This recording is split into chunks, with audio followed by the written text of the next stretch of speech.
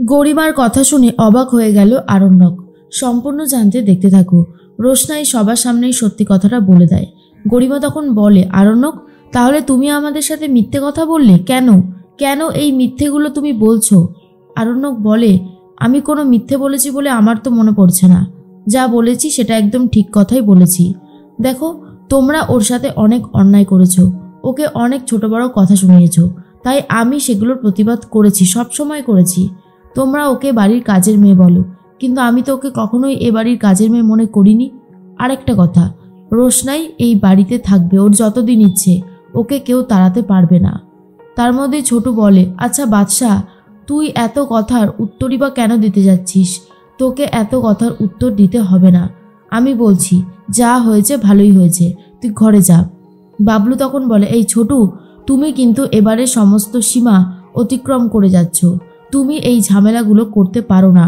একটা কথা মাথায় রেখো, এই বাড়িতে কিন্তু এখনও আরণ্যকের বাবা মা রয়েছে, আর তারাই সব সিদ্ধান্ত নেবে। তখনই রোশনাইকে প্রশ্ন করে গরিমা, তারপর বলো, চুপ করে গেলে কেন? বাড়ি থেকে বেরিয়ে কোথায় গিয়েছিলে তোমরা? আরণ্যক বলে, আমি ওর কাছে একটা জিনিস চেয়েছিলাম। ও আমাকে বলেছিল ও আমাকে জন্মদিনে কিছু দিতে চায়। আমি বলেছিলাম যে একদিন খাইয়ে দিতে। রেস্টুরেন্টে আমরা গিয়েছিলাম, কিন্তু সেখানে আমি ওকে খাইয়েছি। আর তারপর যখন বৃষ্টি আসছে বলে তাড়াতাড়ি করে বেরিয়ে পড়লাম, ঠিক তখনই রাস্তায় গাড়িতে জল ঢুকে গাড়িটা খারাপ হয়ে গেল। তাই আমরা একটা জায়গায় আশ্রয় নিয়েছিলাম। দেখো গরিমা, আমি কিন্তু সবটাই তোমাকে খুলে বললাম। এবারে তুমি কি করবে আর কি করবে না সেটা সম্পূর্ণ তোমার ব্যাপার। এখানে কিন্তু আমার কিছু করার নেই। তখনই গরিমা বলে, অনেক তো হলো, এবারে থামো, আর পারছি না। আরণ্যক, তুমি আমার সাথে যেটা করছো সেটা অন্যায় করছো। এরকম অন্যায় কিন্তু তুমি করতে পারো না। আরণ্যক বলে, আমার যদি মনে হয় যে আমি অন্যায় করছি, তবেই আমি অন্যায় করছি, কারণ তোমাদের কথা শুনলে হবে না। তোমরা কোনটাকে অন্যায় বলে আর কোনটাকে ন্যায় বলে সেটা এখনও জানো না। রোশনাইয়ের সাথে যেটা করেছো সেটাকেও কিন্তু অন্যায় করাই বলে। সেই কথাটা ভুলে গেলে চলবে কি করে? তখন আর গরিমা কিছু বলতে পারে না।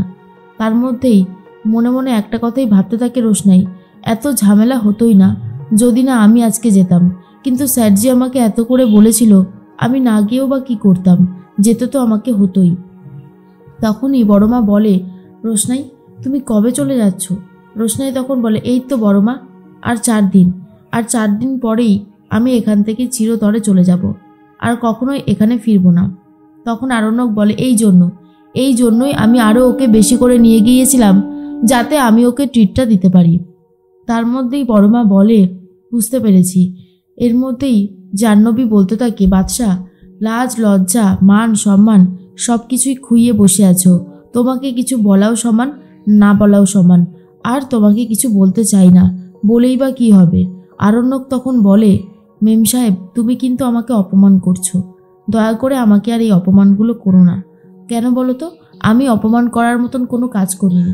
একটা মানুষের সাথে একটু রেস্টুরেন্টে ভালো মন্দ খেয়েছি বলে আমি যে খুব অন্যায় করে ফেলেছি সেটা কিন্তু না। তাই আমাকে এসব বলে কোনো লাভই হবে না, তোমাকে আগে থেকেই জানিয়ে রেখে দিলাম। এরপরেই তনুশ্রী বলে, কিচ্ছু বলার নেই, সব কিছু শেষ হয়ে গেছে। এত পরিমাণে তুমি মিথ্যে কথা বলেছো তুমি, যে তোমার ওপর আর সেই ভরসার বিশ্বাসটা কোনোভাবেই যেন আসছে না। আরণ্যক বলে, তোমরা কি কেক টেক কাটবে? না হলে আমি ঘরে যাই, আমার ভালো লাগছে না, প্রচণ্ড বোরিং টাইপের লাগছে। আর আমি কাউকে কোনো প্রশ্নের উত্তর দিতে পারবো না, আমার পক্ষে সম্ভব নয়। আর তোমরা যদি কেক কাটো তাহলে ঘর থেকে আমাকে ডেকে নিও। এর মধ্যেই আরণ্যক চলে যাচ্ছিল, তখনই গরিমা বলে, 1 মিনিট, তোমার গলায় লিপস্টিকের দাগ কী করে আসলো? আর এটা শোনার পরেই অবাক হয়ে গেছে আরণ্যক, আর বলে, তুমি কি শিওর এটা লিপস্টিকের দাগ? গরিমা বলে, তুমি কি আমাকে এখন লিপস্টিকের দাগটাও চেনাবে আরণ্যক? সবে কি তুমি আমায় চেনাবে? আমার কি নিজের কোনো কাণ্ডজ্ঞান নেই? এরপর বাকি বড়রা আর কিছু কথা বলতে পারে না।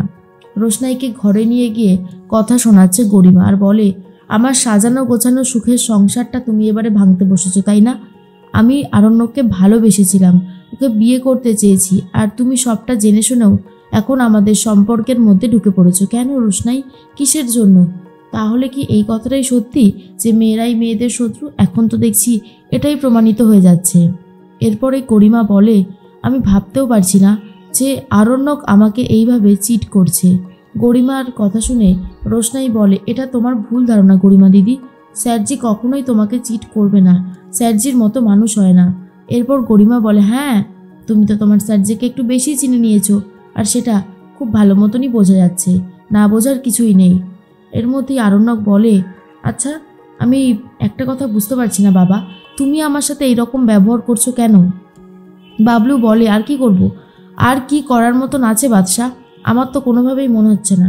দেখো আমি তোমার বাবা, পৃথিবীটা আমি অনেক বেশি চিনেছি তোমার থেকে, কিন্তু তুমি যেরকমটা শুরু করেছো না, এটা ঠিক হচ্ছে না, একটা মেয়েকে তুমি কষ্ট দিচ্ছ।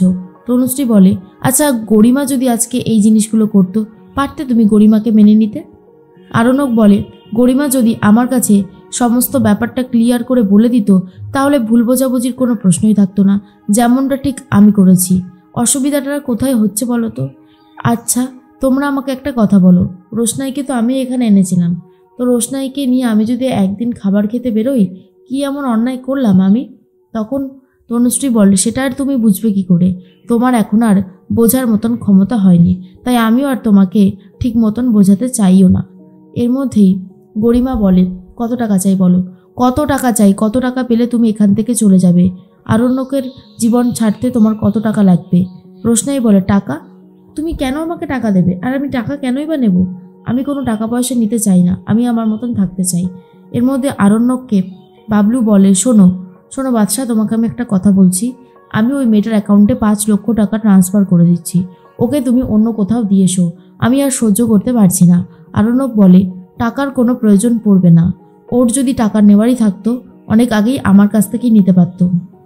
সব থেকে বড় ব্যাপার কি জানো, তোমরা ওর সম্বন্ধে ভুল মানসিকতা মনের মধ্যে রেখে দিয়েছ, তার জন্যই এতটা ঝামেলা হচ্ছে, না হলে এতটা ঝামেলা হওয়ার কোনো ব্যাপারই ছিল না। তার মধ্যেই মনে মনে একটা কথাই ভাবছিল রোশনাই, যেটা হচ্ছে সেটা ভালো হচ্ছে না, খুবই খারাপ হচ্ছে, কি করে যে আমি গরিমা দিদিকে বোঝাবো সবটা মাঝে মধ্যে বুঝতে পারি না, খুবই খারাপ লাগে, কষ্ট হয়।